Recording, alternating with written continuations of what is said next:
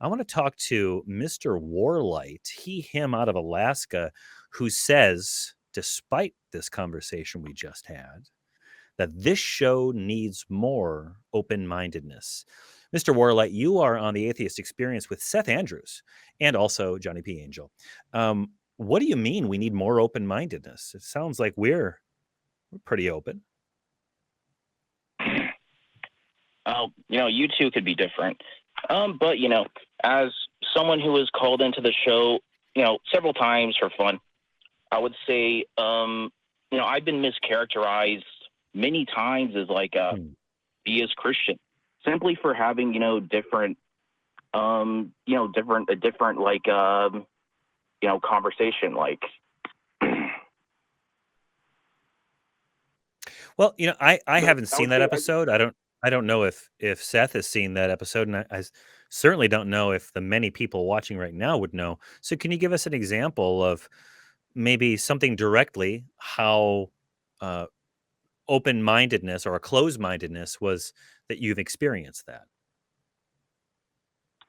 I would say like, let's say like, if I have like an argument about like a possibility of something that exists, I feel like many times, like not just you guys, I would say you guys might be a little different, but I would see many hosts on here tend to like have like a closed-mindedness to that. Like they might think, hey, I believe that is impossible,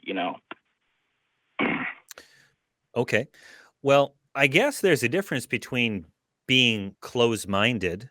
Wouldn't you agree that there's a difference between being closed-minded and then asking difficult, critical questions, right? Yes, I would. Okay. So where would you draw the line? Because I don't know. Give me an example of something that you thought was shut in your face, something that you were shut down on. Shut down on.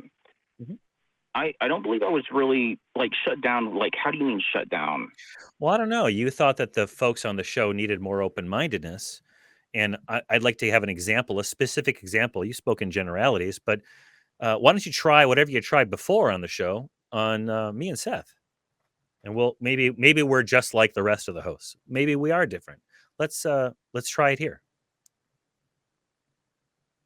Oh, well, I would say, like science hasn't, discovered everything out there.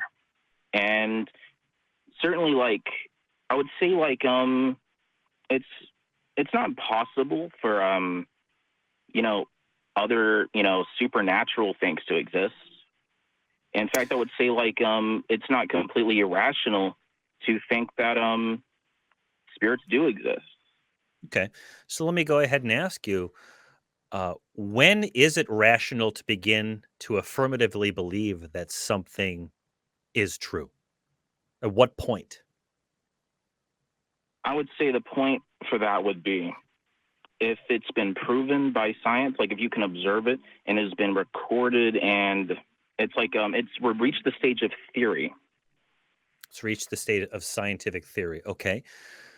And by not holding a belief in something, is that being closed-minded? Because I can tell you, I don't believe in a whole lot of religious claims or supernatural claims.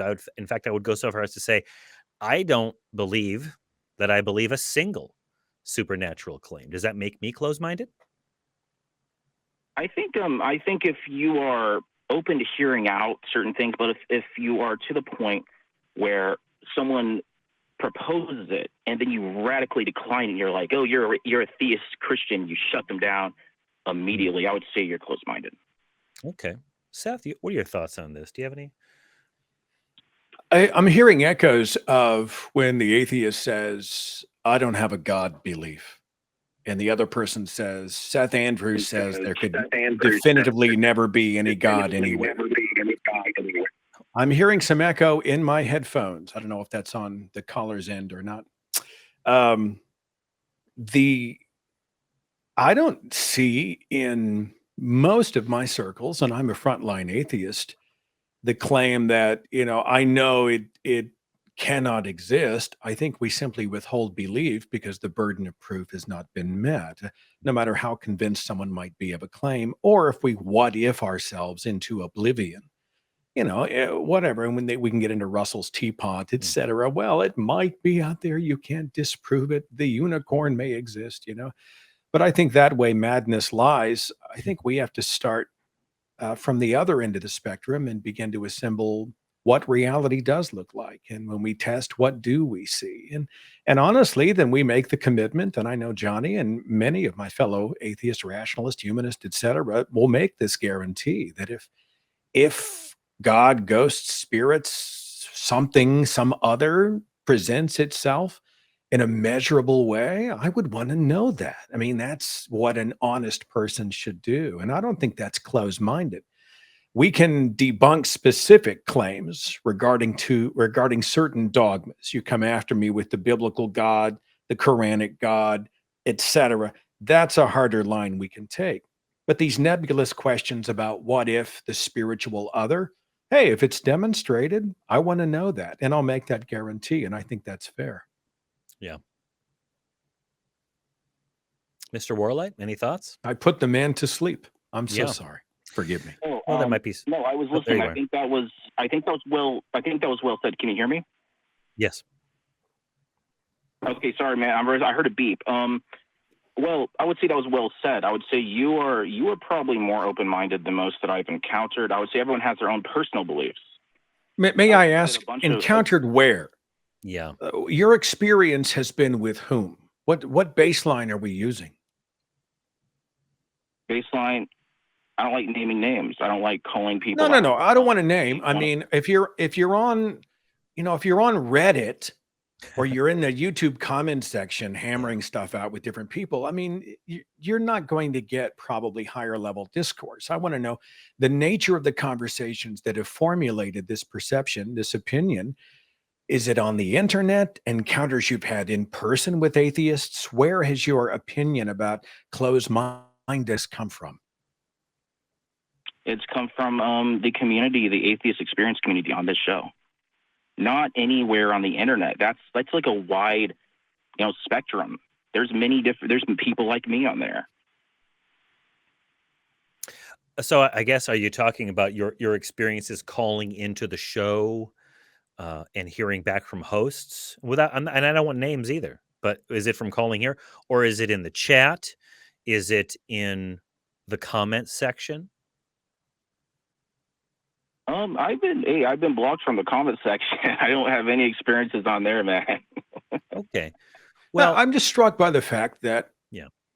you're on the show, dude. Yeah. I mean, you're the first caller, and you've been treated with courtesy and fairness and goodwill by two people who assure you that whatever's true, we want to know that. Yeah. And we're willing to keep our minds open enough so that if evidence appears, we'll take that trail we want to know. And I hope that's enough for you. Yeah. Well, and I'll tell you what, Mr. Warlett, I'm going to let you go. Maybe call back with other hosts who you don't think are as open-minded, or perhaps they shut you down, and maybe give them a try. But I don't think you're going to make any, unless we get something more specific. I think that's it. And I would encourage anybody out there, when you do reach out to when theists or even atheists who reach out to you to propose new ideas that you might not believe in, hear them out. Don't shut them down immediately, unless you somehow believe they're arguing in bad faith. Of course, you don't have to engage in an argument at all times. Sometimes it's enough to just listen and explore the rhetorical space together. That's my way of doing it. I don't want to live in a life of constant combat. But when you go into certain places, there is an expectation that it's the free for all of debate. And when that happens, understand that you don't have to be there. Not that I'm saying Mr. Warlight asked for it, but if you go to a show where debate is the norm, probably going to get some debate. And just because there's debate does not mean that you are in any way, your opinions, your brain, your worth is somehow devalued.